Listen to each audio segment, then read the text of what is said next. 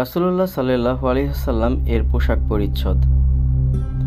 রাসূলুল্লাহ সাল্লাল্লাহু আলাইহি ওয়াসাল্লাম এর প্রিয় পোশাক ছিল কামিজ।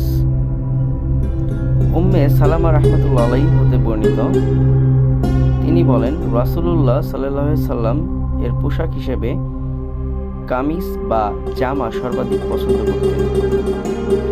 মুসলিমদের পোশাকের নীতি: পুরুষের পোশাক রেশমি হবে না, পোশাক সতর ঢাকার মতো হবে। পুরুষের পোশাক মহিলাগণ পরবে না, আর মহিলা পুরুষের পোশাক পরবে না। পোশাক যেন অহংকার প্রকাশার্থে না হয়। পুরুষেরা টাকনুর নিচে পোশাক পরিধান করবে না। ইচ্ছাকৃতভাবে কাফিরদের সাদৃশ্য অবলম্বনার্থে তাদের পোশাক পরিধান করা যাবে না। রাসূলুল্লাহ সাল্লাল্লাহু আলাইহি ওয়াসাল্লাম তার জামার বোতাম খোলা রাখতেন। বিভিন্ন হাদিসের আলোকে মনে হয় যে রাসূলুল্লাহ সাল্লাল্লাহু আলাইহি ওয়াসাল্লাম এর জামার বোতাম ছিল, তবে তিনি সাধারণত বোতাম লাগাতেন না। ফলে জামার ভিতরে হাত প্রবেশ করিয়ে পিঠের মোহরের নবুয়ত স্পর্শ করা সহজ ছিল। তিনি ইয়েমেনি নকশি কাপড়ও পরিধান করতেন।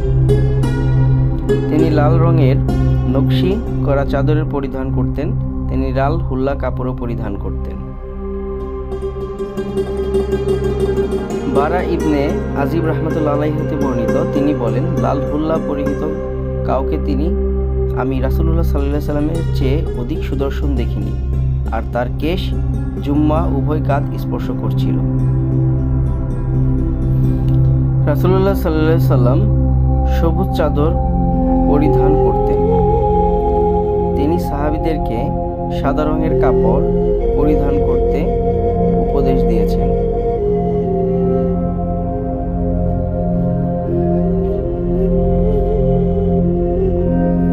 ইবনে আব্বাস রাহমাতুল্লাহি আলাইহি হতে বর্ণিত, তিনি বলেন, রাসূলুল্লাহ সাল্লাল্লাহু আলাইহি সাল্লাম বলেছেন, তোমরা সাদা রঙের কাপড় পরিধান করবে।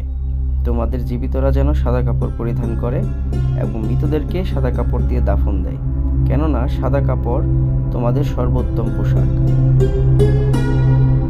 রাসূলুল্লাহ সাল্লাল্লাহু আলাইহি সাল্লাম কালো রঙের পশমি চাদরও পরিধান করতেন। তিনি 68 অস্তিন বিশিষ্ট রুমি জুব্বা পরিধান করেছিলেন। মুগিরা ইবনে সুবা হতে বর্ণিত, তিনি বলেন, একবার রাসূলুল্লাহ সাল্লাল্লাহু আলাইহি সাল্লাম 68 অস্তিন বিশিষ্ট একটি রুমি জুব্বা পরিধান করেন।